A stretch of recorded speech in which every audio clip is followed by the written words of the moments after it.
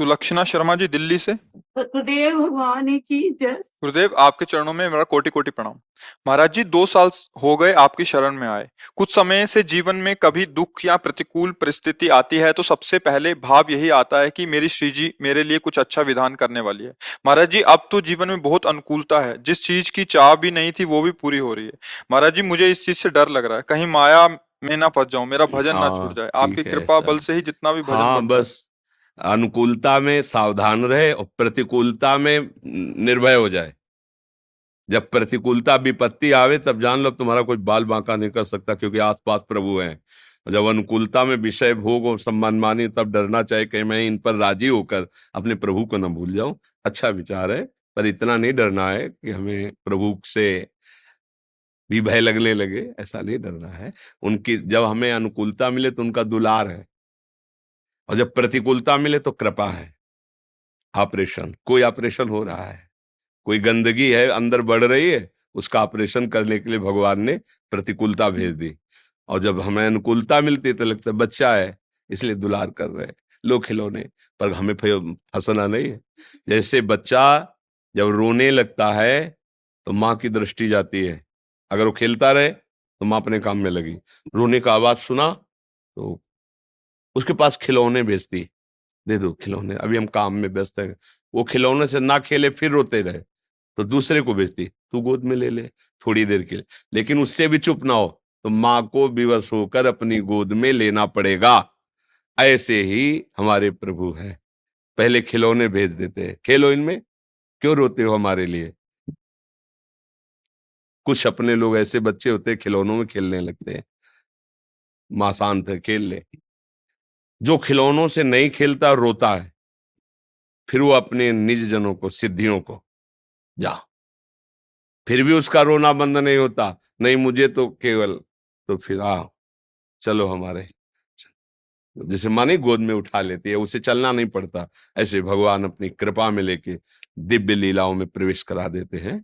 इसलिए डरते रहो, और अपना रोना बंद नहीं होना चाहिए। अब रोना बंद मतलब राजी नहीं होना चाहिए। हमें फुसलाओ मत, अब हमें सिर्फ आप चाहिए।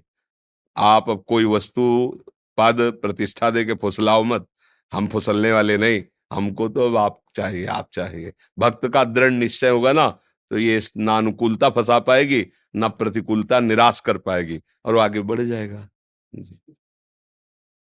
राधा वल्लभ श्री हरिवंश। महाराज जी, सांख्य योग क्या है? क्या सांख्य योग से ही कर्म योग बनता है?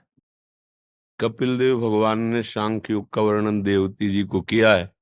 आप पूर्ण रूप से पढ़ लेते हिंदी तो बस भागवत में पढ़िएगा सांख्य योग। हम तो प्रेम योग के उपासक हैं, हर योग की पूर्णता प्रेम में मानते हैं। ऐसा नहीं कि किसी योग से अछूते रह गए हो, संन्यास मार्ग से रहे। अब हमारी रुचि नहीं रहेगी, हमारी रुचि है राधा राधा बोलो, भगवान नाम जप करो, अपनी इंद्रियों को विषयों से हटाओ। जो भी योग करना है वो अपने आप श्री कृष्ण करा देंगे। एक श्लोक का अर्थ समझ लो, सब योगों का योग है। तेषां शतत युक्तानां भजतां प्रीति पूर्वकम ददामि बुद्धि योगम तम येन माम उपयांति ते। जो निरंतर मेरा भजन करता है मैं उसे बुद्धि योग प्रदान कर देता हूं। इस गणना से क्या होगा भाई? 5 ज्ञानेन्द्रिय, 5 कर्मेंद्रिय, पंच तन्मात्रा, अंतःकरण, चतुष्टय, कितने हुए? 5 ज्ञानेन्द्रिय, 5 कर्मेंद्रिय, पंच शब्द तन्मात्रा, अंतःकरण, चतुष्टय, कितने हुए? 15 और 4, हाँ 19। इसके बाद त्रिगुणात्मिका माया, कितने हुए? 3 और जोड़ो। हाँ, ऐसे जो अलग अलग तत्वों की संख्या का वर्णन किया गया है योगों में, इसके चिंतन से हमें क्या मिलना है? हम तो सीधे बोलेंगे श्री हरिवंश, श्री हरिवंश, राधा वल्लभ श्री हरिवंश, राधा राधा राधा, सीधे परम तत्व, सबके तत्वों के तत्व श्री कृष्ण, और श्री कृष्ण का भी परम तत्व किशोरी जी, राधा राधा राधा। हमें चलना है प्रेम, प्रेम मार्ग में। अगर हमारे पास आए हो तो जैसे मिठाई की दुकान में जाए तो फिर मिठाई की ही बात होगी, समझ रहे ना? तो आए कहाँ हो? वृंदावन। ये कौन सी भूमि है? प्रेम भूमि। हमें करना क्या है? यहाँ प्रेम प्राप्त करना है। ज्ञान, अज्ञान, जोग कुजोग जो भगवत प्रेम न पैदा कर पावे। गोस्वामी जी कह रहे हैं, जोग कुजोग ज्ञान अज्ञानु जहां न राम प्रेम प्रधानु, सो सब धर्म कर्म जर जाऊ जहां न राम पद पंकज भाव। हमारी अब निष्ठा नहीं रह गई। हमारी निष्ठा है जैसे भी हम हैं, किशोरी जी के हैं, राधा राधा राधा राधा राधा, खूब नाम जप करो, बहादुरी इसी में है। तत्व जान लिया, पंचभूत पंच तन मात्रा, पंच ज्ञान इंद्रियां, पंच कर्मेंद्रियां, अंतःकर चतुष्टय, 24 तत्व, इन्हीं का अलग अलग विभाग करके 3 गुण 27 तत्व, इन्हीं को कम ज्यादा करके सब शास्त्रों में वर्णन किया गया है। किलोमीटर गिनने से लक्ष्य की प्राप्ति नहीं हो जाती, चलने से लक्ष्य की प्राप्ति। ये सब किलोमीटर हैं ना। लक्ष्य की प्राप्ति कैसे होगी? जैसा भी हूं हे नाथ आपकी शरण में हूं, राधा राधा राधा राधा, तो ददाम बुद्धि योगम तम येन माम उपयांति थे। भगवान कह रहे मैं उसे बुद्धि योग प्रदान कर देता हूं, अर्थात मैं उसकी बुद्धि में विराजमान हो जाता हूं। विशुद्ध ज्ञान विशुद्ध बोध, सब तत्वों के परम तत्व श्री कृष्ण है, हम उनके अंश है। हमारा कर्तव्य है तरंग नाम मिटाकर समुद्र हो जाना। तरंग वायु विकार है, मिट गई समुद्र हो गए। हमारा जीवत्व देह भाव को लेके है, हम भगवत भाव में पहुंचे तो हमारा सच्चा योग हो जाएगा, चाहे ज्ञान योग, चाहे कर्म योग, चाहे सांख्य योग, चाहे भक्ति योग, जो भी है। कर्मयोग जो भी कार्य कर रहे हैं प्रभु की प्रसन्नता के लिए कर रहे हैं, प्रभु की आज्ञा के लिए कर रहे हैं। उसको जो अष्टांग योग, अपनी इंद्रियों को वश में करके, मन का निग्रह करके, श्वासों को शासन में लेके, प्राणायाम और चित्त वृत्ति का निरोध करके परमात्मा ध्यान में लगा देना, तो सब आत्माओं की आत्मा परमात्मा श्री कृष्ण है। अर्थात श्री कृष्ण के चिंतन में सबका सार एकमात्र प्रभु का भजन है। भजन नहीं तो सब कंठस्थ कर लो, सांख्य योग, ज्ञान योग, कर्म योग, भक्ति योग, सब कंठस्थ कर लो, सबका प्रवचन कर लो, हाथ में कुछ नहीं लगेगा अंतिम समय में। हमारे यहाँ सेवक जी कह रहे हैं, हानि हरिवंश के नाम अंतर परे, लाभ हरिवंश चेतवानी। अगर नाम जब तुम्हारा नहीं चल रहा है तो हरिवंश नाम हीन खीन दीन देखिए सदा, कहा भयो बहुज्ञ होए पुराण वेद पढ़े, कहा भयो किए कर्म में यज्ञ दान देत देत, फलन पाए उच्च उच्च देवलोक चढ़े, पर्यो प्रवाह काल के कदापि छूटी है नहीं, व्यासनंद नाम जो प्रतीत। अगर नाम जब नहीं चल रहा तो विश्वास करो काल के प्रवाह से तुम्हें योग का ज्ञान मुक्त नहीं कर सकता। बड़े बड़े योगियों के योगेंद्र मुनीन्द्र, सनकादि शिवादि, हरिशरणम सनकादि, भगवान शिव रात दिन नाम जप। भैया हमें किलोमीटर नहीं गिनना है, हमें लक्ष्य में पहुंचना है, और लक्ष्य में पहुंचना होता है चिंतन सुमिरन। अनन्यस चिंतयन्तो माम, भगवान कह रहे हैं भगवान का चिंतन करो। सब तत्वों के सब तत्व हैं, सबका विभाग करके वहीं पहुंचाया जाता है। काहे कुछ पचड़े में पड़ते हो, आओ सीधे आओ, हे नाथ मैं जैसा हूं आपका हूं, वह राधा वल्लभ श्री हरिवंश, राधा राधा राधा राधा पहुंच। ज्यादा बुद्धि लगानी है तो काशी चले जाओ, वेदांत दर्शन में अपने आप बुद्धि थक के बैठ जाएगी। इतने ग्रंथ हैं, इतना उनका व्याख्या है, छांदोग्निषद पढ़ के देखना, ऐसे कांप जाओगे कि वो बुद्धि को, जो बहुत बुद्धिमान होते हैं ना, दौड़ने के लिए वेदांत है, और जो दिलवाल होते हैं ये मार्ग है। ये वृंदावन का मार्ग हृदय वाला मार्ग है, दिल वाला मार्ग है। यहाँ दिमाग बंद हो जाता है, या हृदय से राधा राधा श्यामाजू श्यामाजू, मुझे अधम को स्वीकार कर लो, जैसा भी हुआ। भैया इस मार्ग में अब समय नहीं रह गया है कि तुम ज्ञान विज्ञान के द्वारा अपनी स्वरूप अनुभूति करो। अब तो कृपा के द्वारा, वैसे कहीं भी मिला है तो मोक्ष मूलम गुरु कृपा, हरिवंश कृपा, हरिवंश कृपा शब्द का ही अनुभव हुआ है। मुझे लगता है कि अवस्था भी आपकी ज्यादा, खूब नाम जप करो, नाम जप। हमारी बात मान लो, सब योगों का योग है, तेसाम सतत युक्तानाम भजताम प्रीति पूर्वकम, भगवान का आदेश है। जो सतत प्रीति पूर्वक मेरा भजन करता है, अगर योग ही चाहिए तो ददामि बुद्धि योगम, तब मैं योग प्रदान करूंगा, जो चाहिए जो चाहिए हो। और भजन नहीं है तो ज्ञान विज्ञान, फिर जो कुजोग ज्ञान अज्ञानू, जाने राम प्रेम प्रधानु। तो अब हमारा विषय वृंदावन धाम है, लाडली लाल है। यदि आपको लाडली जी ने कृपा करके धाम बुलाया तो जरूर भाग्यवान है। तो अब भाग्य को अपने इसी रंग में रंगिए, राधा राधा राधा, या जो भी नाम प्रिय हो, खूब नाम जप करो, भगवान की शरण में रहो, जीवन पार हो जाएगा। समझ रहे ना जी। पुष्पेंद्र सैनी जी मुंबई से। राधा वल्लभ श्री हरि।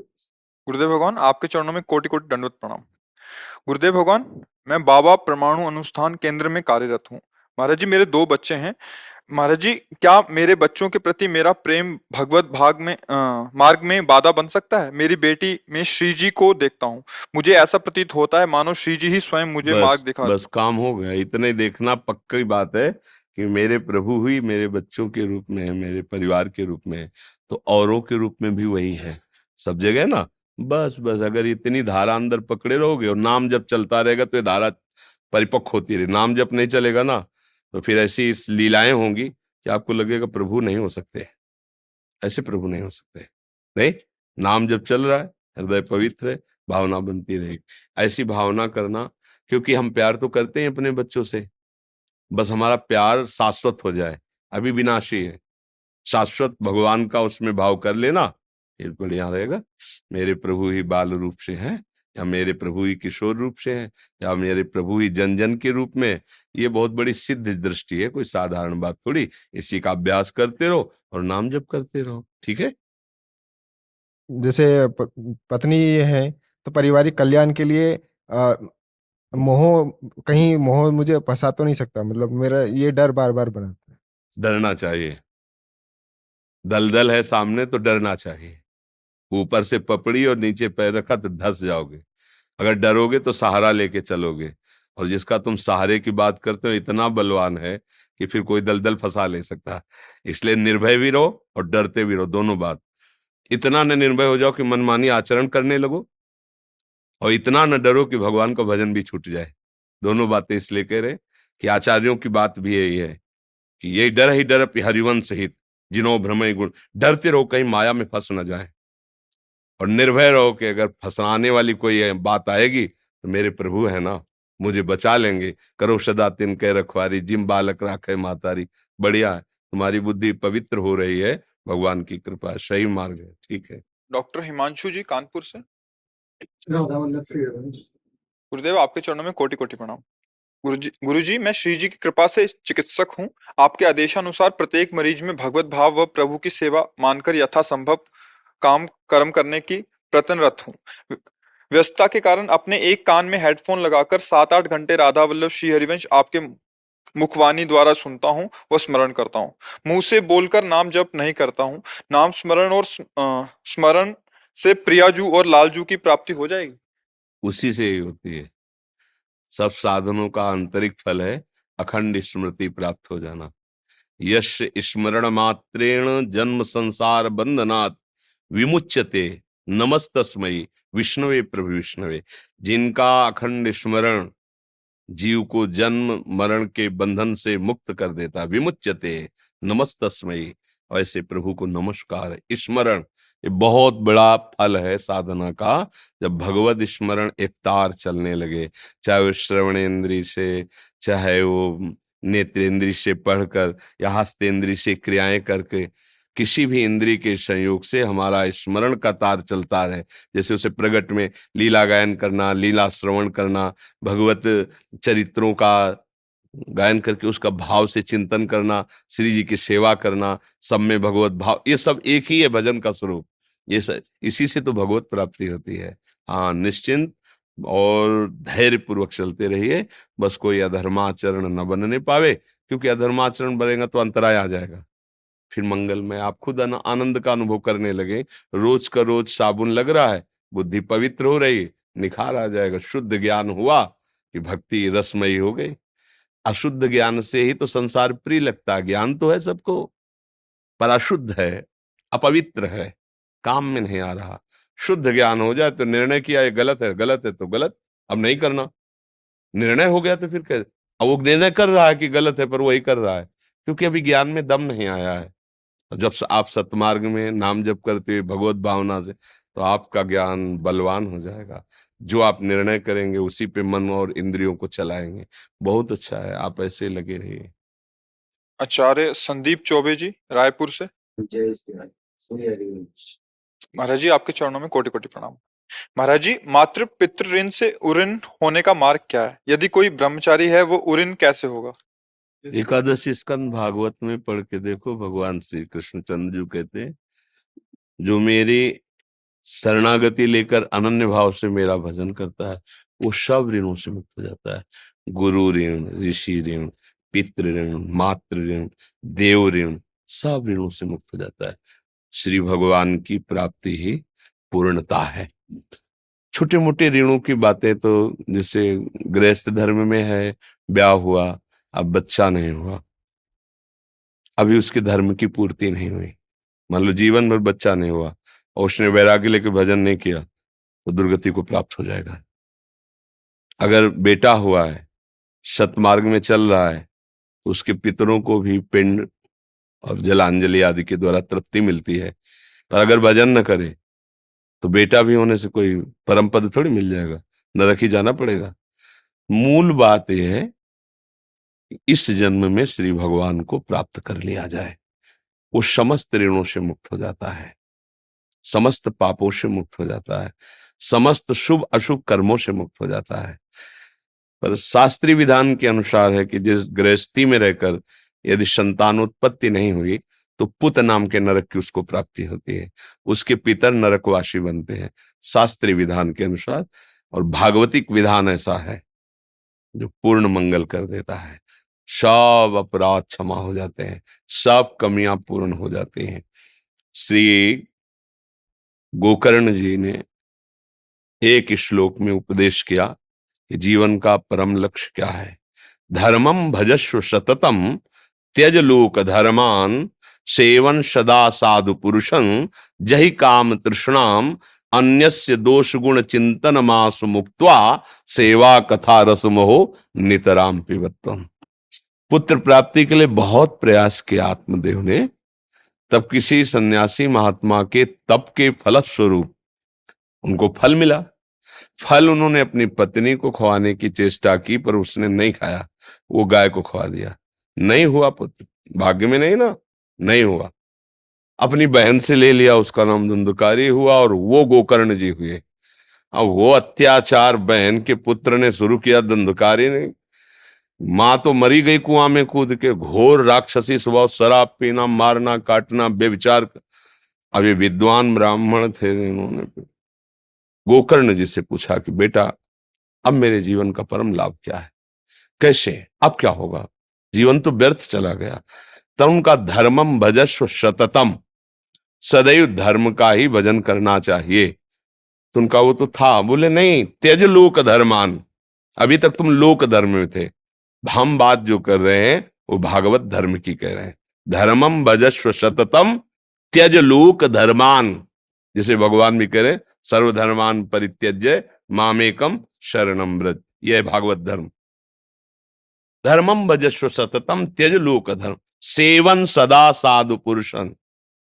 ये भागवत धर्म मिलता कहाँ है, कैसे इसका परिचय मिलेगा, कैसे हम इस पर चल पाएंगे? तो बोले सदैव संतों के सानिध्य सेवा से भागवत धर्म की प्राप्ति होती है।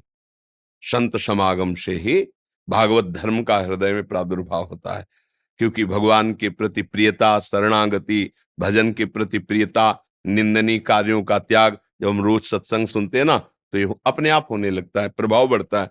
अगर हम सत्संग सुने और आचरण में ना उतारे मन माने तो नहीं प्रभाव पड़ेगा। वो जो सुना उसका मनन करे, उसे आचरण। तो सेवन साधु पुरुषों की सेवा, सेवा का मतलब दो भाव होते हैं, एक आज्ञा पालन करना और एक उनकी रुचि में रुचि मिलाना। आज्ञा पालन, जो उन्होंने कह दिया उस पर कोई भी हमें तर्क नहीं करना, आज्ञा शमन सुसाप सेवा। और दूसरा वो जो उनकी रुचि क्या है, उनकी रुचि देखना, मनोनुकूल चलना उनके, ये सेवा का स्वरूप यही है। हाथ पैर दबा दिया, मनोनुकूल नहीं हो, आज्ञा पालन नहीं, वो सेवा नहीं मानी जाती। और साधु पुरुषों की सेवा में जो बाधा पहुंचा देती है वो कामना और तृष्णा है। जही काम तृष्णाम, कामना भोगों की, भोगों की भोगे हुई वृत्ति जो तृष्णा पुनर्भोग भोगने की, अगर ये वृत्ति बढ़ती गई तो साधु संग नहीं टिक पाओगे, भाग जाओगे। तो जय काम तृष्णाम, कामना और तृष्णा का त्याग कर सदा साधु पुरुषों की सेवा करने से, आज्ञा में रहने से भागवत धर्म का प्रादुर्भाव होता है, लोक धर्म का त्याग हो जाता है। अब भागवत धर्म में चलने पर सावधानी क्या है? अन्यस्य दोष गुण चिंतन मासु मुक्त्वा, किसी दूसरे के ना गुणों की बात करो ना दोषों की बात करो। तात सुनो मायाकृत गुण और दोष अनेक, गुण या उभय न देखी, देखी सो अविवेक। न किसी के गुण न किसी के दोष, तो क्या देखना है? भगवत भाव। गुण दोष मायाकृत है, कोई ऐसा नहीं है जिसमें गुण ही गुण हो, कोई ऐसा नहीं जिसमें दोष ही दोष हो। गुण दोष की मिलावट से ही रचना बनी हुई है, पाप पुण्य की मिलावट से ही शरीर की रचना है। तो हो सकता है कोई दोष प्रकट हो जाए किसी में भी कभी भी, इसलिए ना तो किसी के गुणों की वंदना करनी ना दोषों की निंदा करनी, सब में भगवत भाव रहे। अन्यस्य दोष गुण चिंतन मासु मुक्त्वा, और जीवन कैसे व्यतीत करना है? सेवा कथा रसमहो नितराम पिबत्वम, भगवन नाम, भगवत लीला का गायन, भगवत लीला का श्रवण, भगवत सेवा, इसी रस में डूबना, यही जीवन का परम फल है। कोई ऋण नहीं बकाया रह जाएगा, सब ऋणों से मुक्त हो जाएगा जी।